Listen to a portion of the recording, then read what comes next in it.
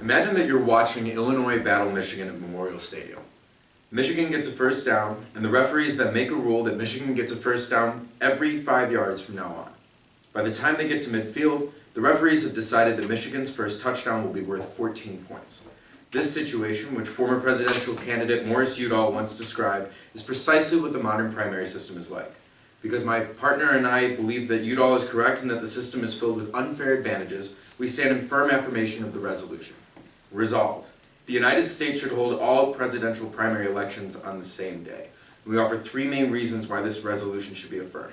Unified primaries, and for our purposes, primaries are defined as an election or caucus conducted by a national political party or state for the purposes of selecting a nominee, would ensure equal representation and prevent certain states from wielding too much power. The second reason is that this system would end front-loading, which we define as states moving their primary elections to the beginning of the primary cycle in order to garner more media attention. This would then thus streamline the election process. So, firstly, a single day for primaries would ensure equal representation and prevent certain states from wielding too much power, because the current system prevents all voters from being equally represented. States that vote early can winnow the field of candidates when we're talking about front-loading. And failure to place well in Iowa and New Hampshire, the first two states, can drive a candidate out of the race, despite the fact that those states don't much represent the rest of the country. Examples are numerous. Chris Dodd and Dennis Kucinich in 2008, John Huntsman in 2012 are just a few of the candidates who have dropped out after poor showings in the first two states, despite their claim to a good candidacy. Secondly, studies find that voters in New Hampshire and South Carolina wield up to 20% as much power as their candidates in states that vote later. And candidates spend months campaigning in Iowa and New Hampshire, while late states such as South Dakota are essentially ignored. There's an old saying that if something ain't broke, then it shouldn't be fixed. While this aphorism is questionable in some instances, it clearly relates to this resolution.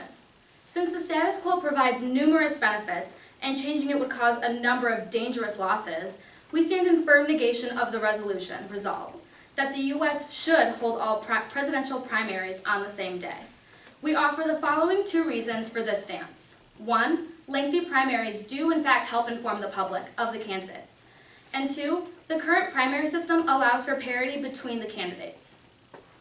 Going back to our first reason for why we are against this resolution, lengthy primaries help inform the public. The current system spreads the primary election process out, and this necessitates media coverage, political commentary, and citizen observations of the candidates. This increased attention means that information about the candidates' stances, previous voting records, donors, and past actions will be widely available to the public. Sides explains that the media does a good job of informing voters, even if the coverage is not always ideal. And also, the longer a candidate is in the public spotlight, the more opportunities the public will have to learn about them and choosing their allegiances. Also, a shorter primary season might have allowed one-time frontrunner Herman Cain's alleged sexual harassment scandal to be missed. Sides in Maverick argue that the media subjects candidates to intense scrutiny, helping to hold them accountable.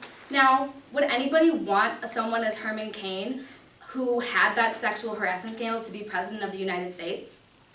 Those running for public office should be held accountable for past actions by the public.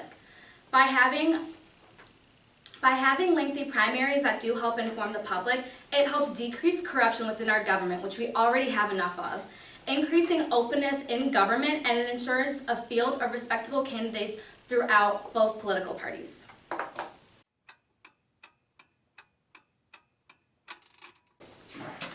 Well, you mentioned that the spread out primary process allows the media to extensively cover the candidates and the issues, informing the public, but the preponderance of the media's coverage of primary elections is concerned with momentum, with this sort of horse race journalism that's seeing who's winning and who's losing at any point, and it tends to change day by day. Are we really informing the public more by stretching that out over 6 months, or are we just kind of deluging them with things that are not important? No, I absolutely, the evidence definitely shows that keeping it the way that it is and having all of the primaries stretched out over a course of 6 months, it really does help, because going back to the example brought up, Herman Cain had a sex scandal, and how many other candidates have had very negative things brought up about them in the media because of the fact that primary season has happened. So if you think about it, if somebody wins the Iowa caucus, but something comes up afterwards and it's really bad and it dampens their reputation, they're not going to end up being the candidate for the presidency for that particular party. Whereas if all the primaries were on the same day, that wouldn't happen, and then a party could be stuck with a candidate that would really just represent them very poorly. Well, if the media was doing its job, wouldn't it have dug out that information earlier? Well, sometimes it takes a long time to do that. I mean, not everything comes out right away. Think about the Watergate scandal. It took months and months of time for that to come out into the media, so you can't expect something to happen with the snap of your fingers.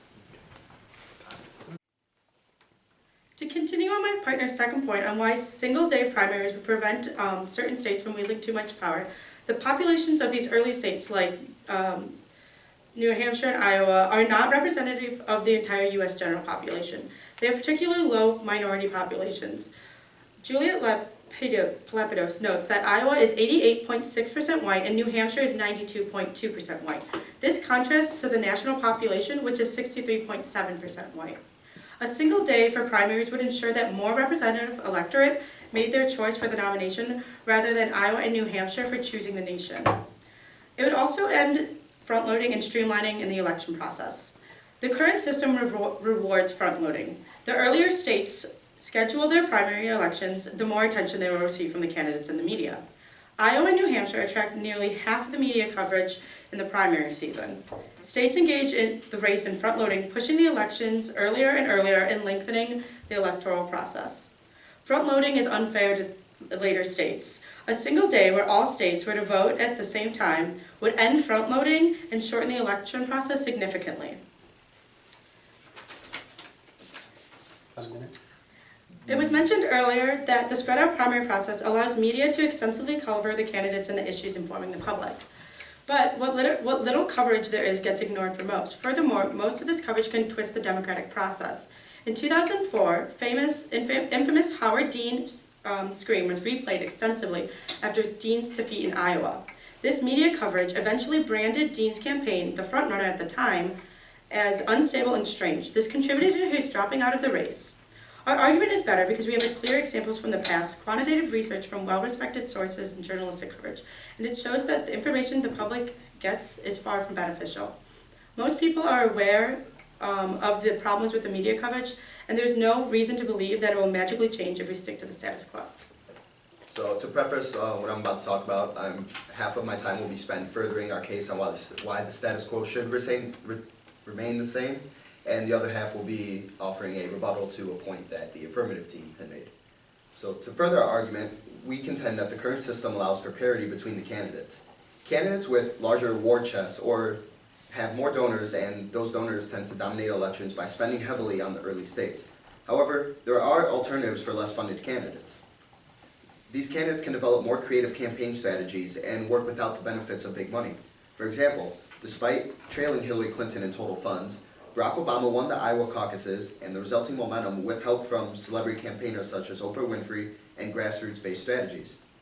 Also, a single election day would prevent candidates from running on alternative strategies. If all primaries are held at the same time, candidates who lack the funds to run a large national campaign would have no chance.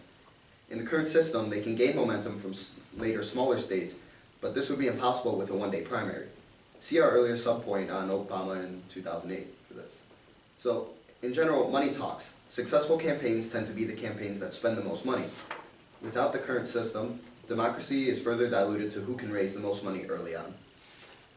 Now, moving on to our rebuttal to a point that the affirmative team made, they argued that a single-day primary would ensure equal representation and prevent certain states from wielding undue power. However, a single day for primaries would not change this. If all states voted at the same time, the population states for Florida, California, Texas, Ohio, New York, and other huge states that have a lot of people would be the only areas which candidates really cared about.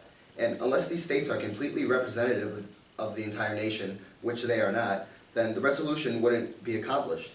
Even if you believe the argument that the affirmative is making about unequal representation and undue power, is there any reason to believe that a single-day primary would equalize these relationships? In conclusion, our argument is better because it shows how the proposed change would actually worsen the issues of representation and undue power, which are part of the electoral process. In our nation's elections, we have the Electoral College to protect small states, but without this system, the affirmative team's proposal would actually worsen the problem they purport to fix. The status quo of the primary process tries to do this, and the resolution would strip away these protections.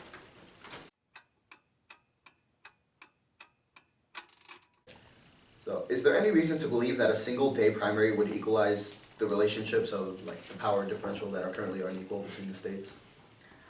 Yes, because a single-day primary is going to be reflective of what the current presidential election is like. There's no special there's no special state that's going to have more of an influence over any other state if there's just a one-day primary.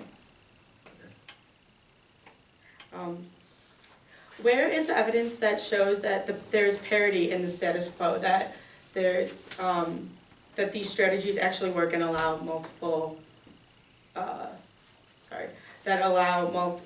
allow for more representation? So if I can try to repeat your question, so you're looking for evidence that supports the claim that the current presidential election process allows for Equal representation of all the states, Of all the states. or of all citizens. Well, to put it concisely, if you're able to lengthen out the primaries, you're able to get an in-depth look over a 6-month period at each individual candidate. So I believe that this helps to create parity between the candidates. So first I'd like to begin by responding to the negative's assertion that the current system actually does reward alternative strategy and levels the playing field, because they mention that the current system allows for parity because underfunded candidates can focus on smaller or later states rather than getting into a spending war with other candidates, but there isn't any indication that those strategies actually work. In 2008, when Rudy Giuliani tried to enter the race in Florida, his campaign promptly failed. His failure to win Florida meant that his campaign had even less of a chance, as he hadn't gained any momentum or support from earlier states. And York in a 2009 study notes that Giuliani is now the owner of the most second-guessed campaign strategy in history. Furthermore, the current system is almost prohibitive of any candidate who cannot afford to campaign in New Hampshire, South Carolina, and Iowa, the 3 earliest states.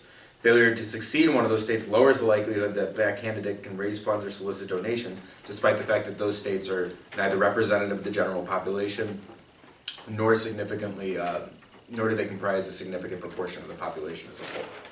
So our argument here, I believe, is better because it relies on previous examples to show you that few to no candidates have ever been able to take advantage of these alternative strategies which you claim are so valuable. If these strategies don't work, what reason is there to preserve the system for their sake? So affirming the resolution is the only way to really give underfunded candidates a chance.